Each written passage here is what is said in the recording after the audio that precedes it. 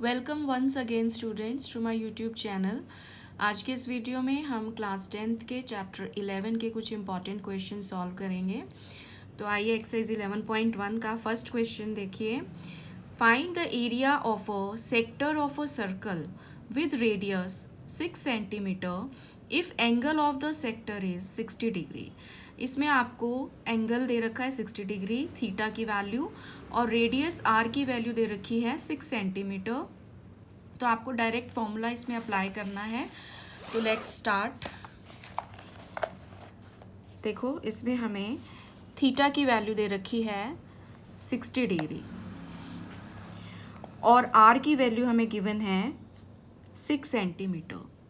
We have to find area of sector of a circle. इसका formula क्या होता है?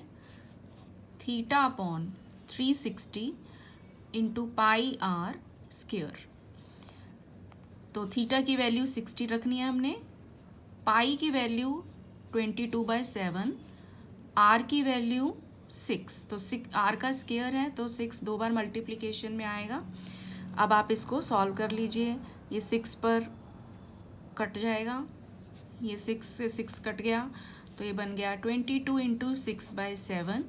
तो हम मल्टीप्लाई करेंगे इसको 132/7 centimeter square. So this is our answer. इसके बाद इसी एक्सरसाइज का थर्ड क्वेश्चन देखिए। The length of the minute hand of a clock is 14 centimeter. Find the area swept by the minute hand in 5 minutes. एक minute hand clock है जिसकी length दे रखी है हमें 14 सेंटीमीटर मिनट हैंड की। तो ये हमारी रेडियस हो गई 14 सेंटीमीटर। अब हमें एरिया निकालना है जो कि ये मिनट हैंड स्वीप करेगी 5 मिनट्स में। तो यहाँ से हमारा एंगल हम पहले निकालेंगे कि कितना एंगल वो स्वीप करेगी 5 मिनट्स में। तो देखिए इसको कैसे सॉल्व करेंगे। रेडियस हमने लेना है जितना मिनट हैंड क्लॉक की लेंथ है। तो आर की वैल्यू हमें गिवन है 14 सेंटीमीटर। अब हमें गिवन है कि 5 मिनट्स में हमें निकालना है कि कितना एरिया वो स्वीप करेगी। तो हमें गिवन है कि 60 मिनट्स में जो है वो एंगल कितना हमारा बनता है 360 डिग्री। 60 मिनट में 360 डिग्री एंगल कवर होता है। तो 1 मिनट में कितना एंगल कवर होगा? 360/60। तो ये कट के आ जाएगा 6 डिग्री। तो अब 5 मिनट्स में कितना एंगल हमारे पास आ जाएगा? 6 × 5 यानी कि 30 डिग्री। तो थीटा की वैल्यू हमारे पास आ गई 30 डिग्री। अब हमने निकालना है एरिया। तो एरिया का फॉर्मूला क्या है? एरिया ऑफ सेक्टर का लगेगा थीटा अपॉन 360 डिग्री इंटू में पाई आर स्क्वायर। यहाँ पर हमें पाई की वैल्यू वही 22/7 ही रखनी है। तो थीटा आ गया हमारा 30/360, पाई 22/7, आर स्क्वायर तो 14 × 14। इसको हम सॉल्व करेंगे। ये हमारा 3 पर कट जाएगा और ये 7 से 14 आप कैंसिल कर दो, 2 से 12 और यहाँ पर 3, यहाँ पर 11। तो ये हमारा आंसर आ जाएगा 11 × 14 यानी कि 144 और अपॉन में 3 centimetre square. So this is the area swept by the minute hand in 5 minutes. So this solves the question. इसी एक्सरसाइज का अब क्वेश्चन नंबर 8 देखिए। A horse is tied to a peg at one corner of a square shaped grass field of side 15 meter by means of a 5 meter long rope. जैसा कि आपको figure में दिख रहा है कि एक हॉर्स को टाई किया हुआ है एक रोप से जो कि 5 मीटर लॉन्ग है और ये जो हमारा फील्ड है वो स्क्वायर है of side 15 meter. The area of that part, find the area of that part of the field in which the horse can graze. तो ये हॉर्स जो है कितने एरिया में ग्रेज कर सकता है, चर सकता है, वो हमने निकालना है. ये फिगर में बना हुआ है. ये क्या शेप है? Area of sector. और इसमें एंगल हमारा क्या होगा? 90 डिग्री, क्योंकि स्क्वायर है ये. और सेकेंड पार्ट में हमें निकालना है increase in the grazing area if the rope were 10 meter long instead of 5 meter. तो अगर हम रोप की लेंथ बढ़ा देंगे तो कितना एरिया होगा चेंज, वो हमने निकालना है. पाई की वैल्यू हमें 3.14 लेनी है. तो let us do this question also. देखिए इसमें हमने आर की वैल्यू क्या लेनी है? जितनी लेंथ है रोप की, यानी कि 5 मीटर फर्स्ट पार्ट के लिए. और थीटा हमारे पास कितना है? स्क्वायर का एंगल 90 डिग्री. तो फर्स्ट पार्ट में एरिया ग्रेज्ड बाय हॉर्स कितना आ जाएगा? फिर से सेक्टर, एरिया ऑफ सेक्टर का हम फॉर्मूला लगाएंगे, theta upon 360 degree into pi r square. तो ये आ जाएगा 90 अपॉन 360. पाई हमने 3.14 लेना है और आर हमें दे रखा है 5. तो जिसको हम लिख सकते हैं 90 upon 360 into 314 by 100 into 5 into 5.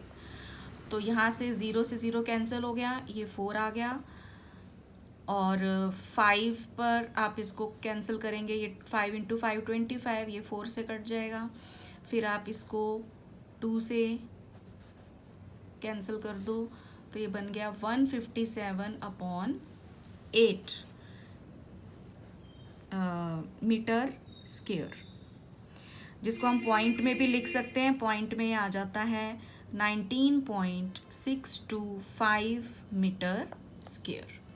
So this solves this first part.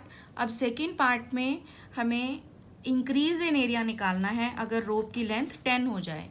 तो पहले हम एरिया निकालेंगे with r equal to 10 meter. Theta आपका सेम रहेगा.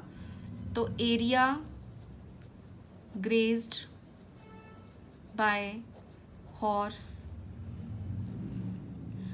तो कितना आएगा? फिर से सेम फॉर्मूला हमने अप्लाई करना है, थीटा अपॉन 360 इंटू में पाई आर स्क्वायर. इसको हम सॉल्व करेंगे. 90/360 इंटू पाई को हम 314/100 लिख लेते हैं. आर स्क्वायर हो गया 10 इंटू 10. तो ये हमारा 0 से 0 कैंसिल हो गया, ये आ गया 4 और यहाँ पर आ गया आपका 2 और 157. तो ये आ गया 157 अपॉन 2 मीटर स्क्वायर. तो हम इसको डिवाइड कर लेते हैं तो ये आ जाता है 78.5 मीटर स्क्वायर. अब देखिए हमने इंक्रीज इन एरिया निकालना है. तो इंक्रीज इन एरिया के लिए जो ऊपर वाला एरिया हमने निकाला था 19.625, इसको हम 78.5 में से माइनस कर देंगे तो हमारे पास आंसर आ जाएगा 58.875 मीटर स्क्वायर.